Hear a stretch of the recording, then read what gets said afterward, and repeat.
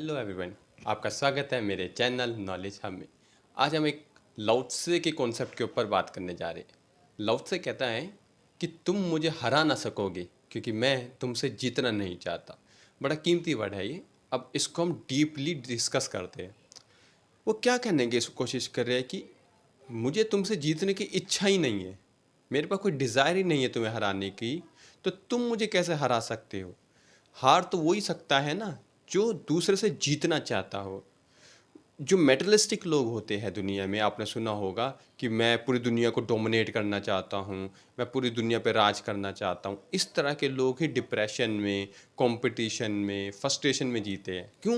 क्योंकि उन्हें जो है एक फॉल्स अजम्पशन हो जाता है कि अगर मैं दुनिया को जीत लूँगा या मैं बड़ी अचीवमेंट कर लूँगा तो मुझे बड़ी सेटिस्फेक्शन मिलेगी, खुशी मिलेगी। पर ये बिल्कुल ही गलत बात है और ये हिस्ट्री ने भी प्रूफ किया है। सिकंदर ने पूरी दुनिया जीत ली पर मिला क्या उसे? कुछ भी नहीं। कह रहे हैं मैं खाली आता है खाली चला गया, ये तो हमें भी पता था, तो क्यों इतना मार धाड़ किया तूने, क्यों इतने लोगों को मरवाया। वही लाओ से कहता है कि तुम मुझे हरा ना सकोगे क्योंकि मैं तुमसे जीतना नहीं चाहता, है ना। तो इसका मतलब ये है कि आपको जो है ना दूसरे को हराने के बारे में नहीं सोचना चाहिए। आपको जो है दूसरे से मतलब नहीं होना चाहिए कि मैं इससे जीत जाऊं उससे जीत। आपका जो मेन पर्पस होना चाहिए वो है अपने को बेहतर बनाना, अपने को आगे बढ़ाना, अपने को प्रोग्रेसिव बनाना। एक किताब मैंने पढ़ी थी, 7 habits of highly effective people. तो उसमें कौन सा एक हैबिट है? Think win win. तो उसी की तरह ये बात है कि तुम भी जीतो और मैं भी जीतूं। पर लाओ त्से की बात उससे भी आगे की है कि मुझे तुम हरा ना सकोगे क्योंकि मैं तुमसे जीतना ही नहीं चाहता। मेरी तमन्ना ही अगर नहीं है, मेरी इच्छा ही नहीं है तुमसे जीतने की, तो हार का दुख मुझे कैसे हो सकता है। आधे से ज़्यादा या यूँ कहूँ कि 90% जो लोग हैं जो डिप्रेशन में जाते हैं वो आर्टिफिशियल डिप्रेशन में जाते हैं। क्यों? क्योंकि उन्होंने फॉल्स अजम्पशन बना रखा है, अगर मैं इतना नंबर नहीं ला पाया तो दुनिया क्या कहेगी। अबे क्या कहेगी?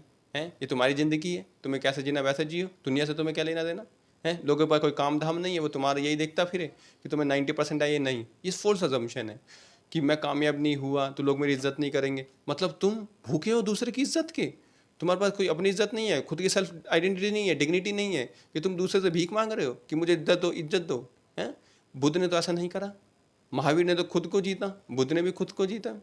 तो यही फ़र्क है आम इंसान में और जो इनलाइटेंड में है।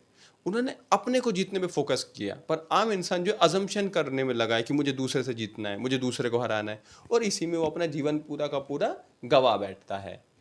तो यहाँ से सीखने की बात क्या है? वो ये है कि आपको अगर compete भी करना है तो अपने से compete करना है कि मुझे बेहतर बनना है, दूसरे से नहीं कि मुझे दूसरे को हराना है। नहीं, तुम्हें खुद को हराना है। खुद को हराना मतलब अपने गुस्से को, अपने लालच को, अपनी वासना को, इनको हराना है।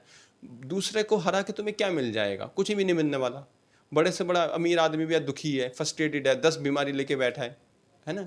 तो अपने को हराने के बारे में सोचो, अपने को जीतने के बारे में सोचो, अपने ईगो को हरा दो, अपनी वासना को हरा दो, अपनी ग्रीड को हरा दो।